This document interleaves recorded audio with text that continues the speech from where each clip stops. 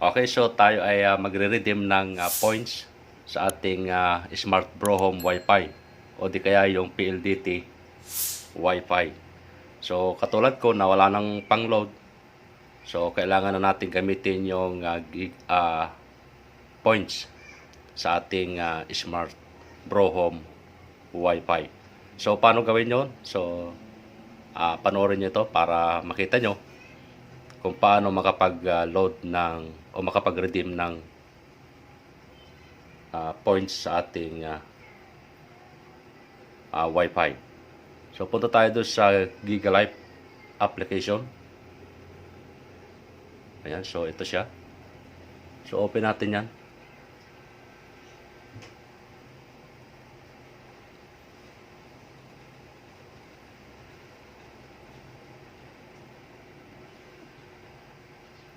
Okay, so close nyo lang yan. So close lang. Okay. So kung mapapansin nyo dito ay wala akong load. No active promo. So sa points ay meron akong 129.90.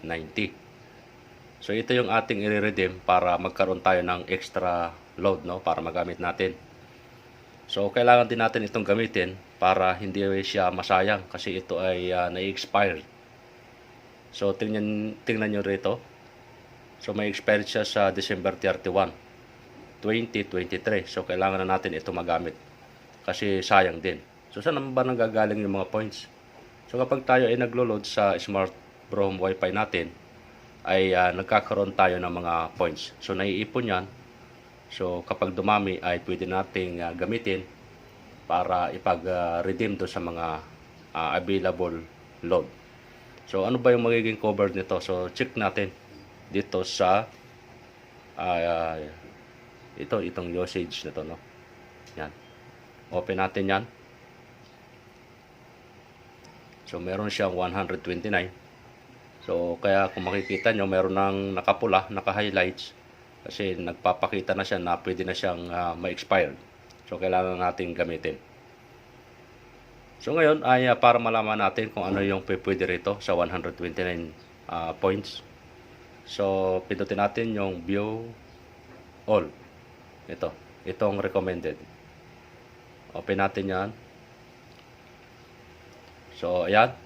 So meron ditong stories. So 99 points. All data 99 points. So 129 tayo, hanap tayo ng 129. So meron dito 299. So hindi papasok yung ating points dito. 199 pa rin.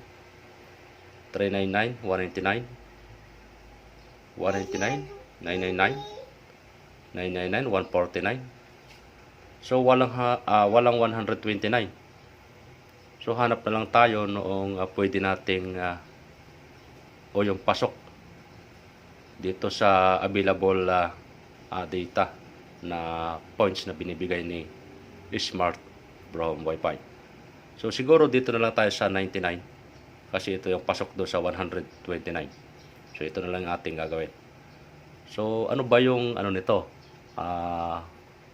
Ilang gig ba yung pwedeng magamit dito sa 99 points? So open natin ito, itong all data. So ayan. So meron tayong 6 gig. So shareable data pa siya sa lahat ng site. At meron siyang 7 days na pwede nyong magamit bago siya ma-expire. So ito na lang ang gagawin ko. Ito na lang yung i-redeem ko. Itong all data 99. Kasi ito yung pasok sa aking points. So paano ma-redeem? So ito, redeem with 99 points. So click natin yan.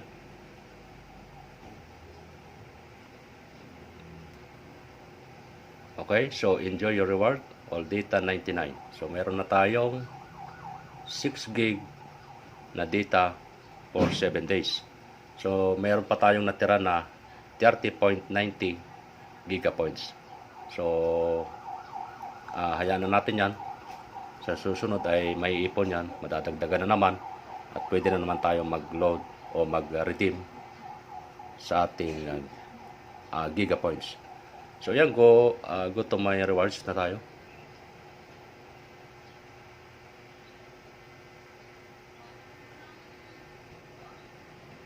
Okay. Balik na tayo sa ating dashboard.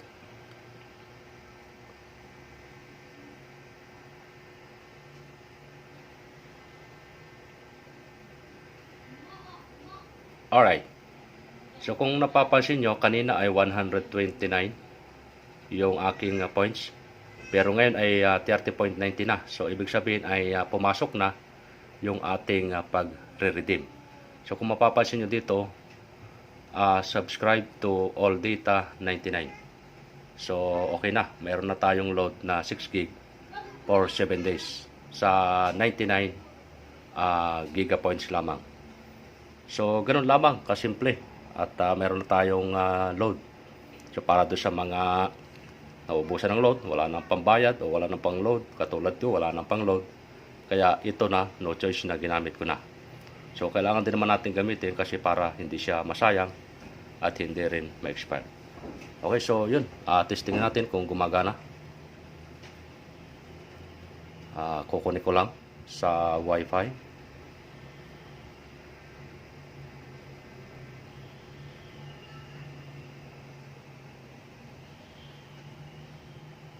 So ito yung Wi-Fi ko, okay, connected na siya. So subukan natin sa YouTube kung magpi-play.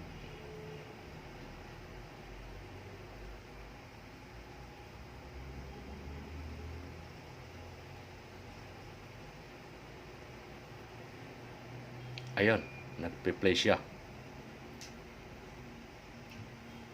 So ibig sabihin ay gumana na, pumasok na.